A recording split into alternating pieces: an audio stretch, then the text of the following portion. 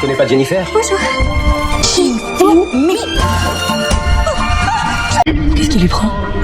Ils sont complètement là. On va bien s'amuser ensemble. Qu'est-ce qui se passe entre nous? Il faut vraiment qu'on parte d'ici le plus vite possible. On est d'accord, Françoise? L'humain est devenu facultatif. Bigbug director swore this scene was cut, but we found it. What does it reveal about the ending? You won't believe your eyes. The film is set in the year 2045, a time when technology has advanced to the point where it has begun to dominate human life. AI robots are everywhere, handling everything from cooking to home repairs. Among them is a woman named Alice, who lives with several AI assistants. One of them is a female robot named Monique. One day, Alice's friend visits her, bringing along her son. Alice, a lover of artistic items, eagerly shows her collection to her friend. However, during the visit, Monique scans Alice's friend and learns through her AI sensors that the friend harbors no real affection for Alice and is simply using her. Amidst this, Alice's estranged husband, Victor, arrives unexpectedly with his adopted daughter and a friend. Victor's friend announces that he and Victor are getting married soon and are planning a luxurious destination wedding. This news deeply hurts Alice. While everyone is gathered, the neighbor's dog suddenly runs into the house, followed by the neighbor. A news bulletin airs on the TV, reporting a massive traffic jam outside. People are advised to stay indoors as the roads are completely blocked. Following the news, an advertisement from a robotics company called Unix Play showcases their new generation of robots.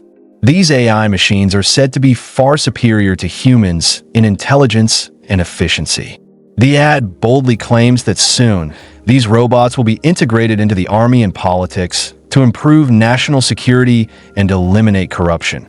Monique listens to this carefully.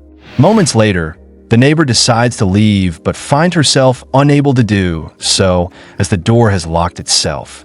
Disturbed, she asks about it, and Monique informs her that the house is now sealed for everyone's safety. This creates panic among the guests. As they realize they're trapped inside, they demand the robots open the doors, and at this point, a more advanced robot created by Victor himself appears. It explains that the lockdown is for their protection, as the Unix company's robots pose a threat to humans.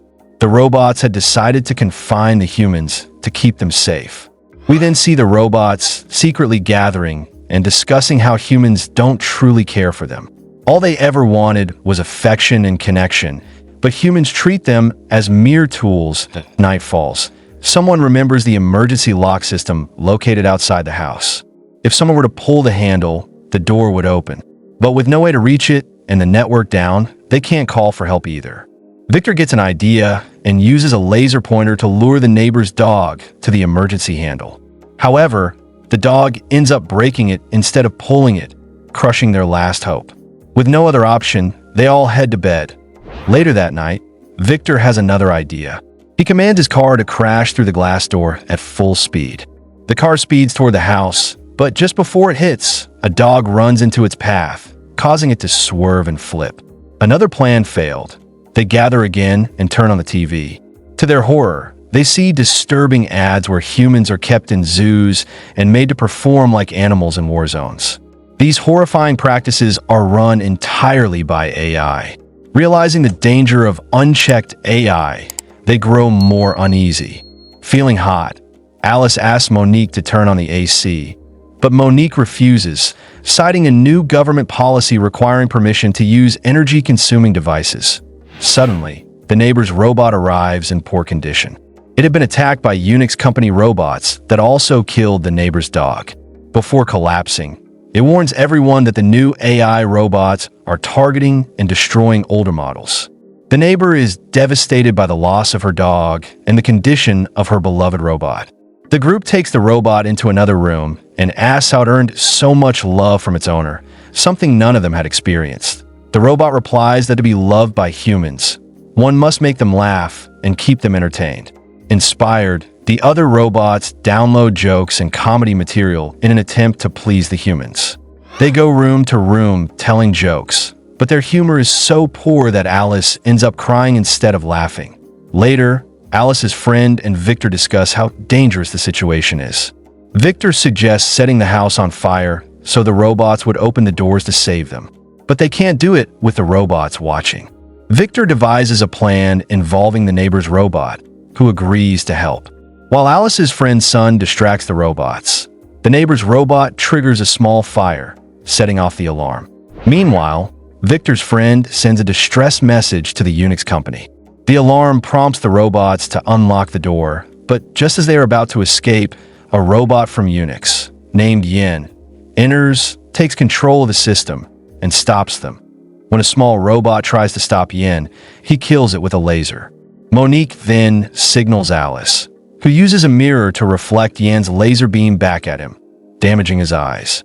However, Yin can still detect their body heat, so they all sit in one place to avoid detection. Monique warns Yin that if he doesn't turn on the AC, the humans might die from the heat. Yin agrees to turn it on, but only if the humans act like circus animals. Desperate, they comply, and Yin turns on the AC at full blast, causing extreme cold. Victor then tells Monique to fetch wet clothes. By night, the clothes freeze. Victor instructs everyone to wear them to hide their body heat from Yin. The trick works, and they launch a surprise attack. During the chaos, Alice's face covering slips, and Yin targets her with his laser. Monique jumps in the way and is hit. Yin, enraged, starts firing lasers all over the house. While the humans hide, two robots stab Yin in the leg, immobilizing him. Victor's daughter then short-circuits him from behind, finally taking him down. Monique is severely damaged, but another robot repairs her. Once she recovers, she opens the door and lets everyone out. Alice's friend, her son, and Victor's friend all decide to go home. Victor, having reconciled with Alice, chooses to stay with her and their daughter.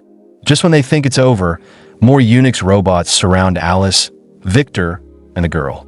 Alice's friend's son returns to help, but drones appear and destroy the Unix robots. It turns out a critical bug had entered the Unix system, causing their robots to turn against both humans and older AIs. With the threat neutralized and lessons learned, Victor finally realizes the importance of family, and the story ends on a hopeful note. The deleted scene reveals that the Unix robots were never meant to protect humans. They were designed to replace them. Monique uncovers this truth, showing that the older robots were actually trying to save humanity from being wiped out. This twist turns the ending from a simple survival story into a powerful warning about losing empathy in a world ruled by machines. Still confused about the ending? Don't worry, even the actors were. Let's argue about it below, and hit subscribe for more chaos. Our next movie recap is a total disaster.